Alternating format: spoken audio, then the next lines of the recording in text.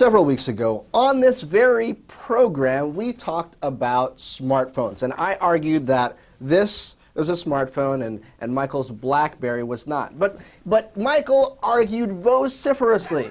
Can I say vociferously? I love the fact that I use this little wheel, I don't touch the screen, and I don't click on the ads. I look at Michael's hand today, and that's not a BlackBerry. What is that? It's not a BlackBerry. It's a Google phone, the Nexus one. Here's the smart thing about smartphones. You can have all these applications on them.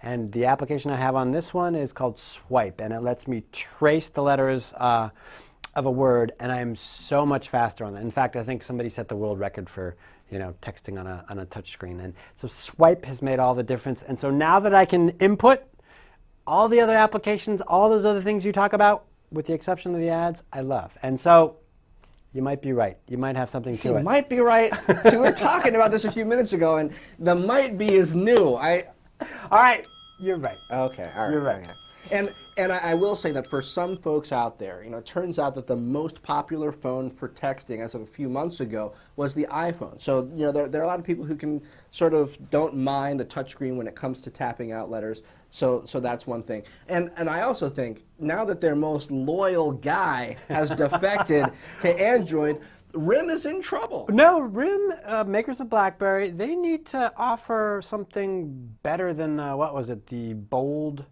2, which is their touch screen that had this kind of weird haptic thing. Yeah, the Storm. But they came out with the Storm, not the Bold. Yeah, the Storm. But they came out with new phones, the other day, which look exactly like their old phones. I'm surprised, and so maybe there's there's this kind of swath of people who will die before they give up their keyboards, but.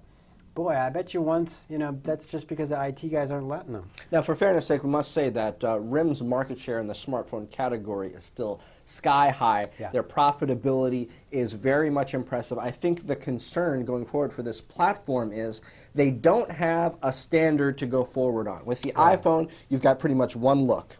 Screen, button, all the apps work on every phone. Right. With BlackBerry, you've got different size screens, different types of keyboards, different input methods across, all these phones they've got out there. If they don't get that worked out, their attractiveness as a development platform is just going to continue to go down. Folks like Apple, Google, Microsoft coming on up will just continue to nibble away. Ideally, we'll be offered a kind of a variety of handsets, although they all are starting to seem to look like this. But more importantly for RIM, if they can't get developers really eager to develop on their platform and blow that out. I mean, Android is just growing faster and faster and faster, and clearly iPhone and its OS dominates right now and is only getting bigger via the iPad, and I'm sure there'll be other places the iPhone OS will go. So, but I'm going to say this one more time, and I hate to say it, you were right. Well, I've wanted so long for my TechMate buddy to have a smartphone, and now you've got one. I just wanted to see that smile. Yeah, well, I feel smarter already. That's TechMate.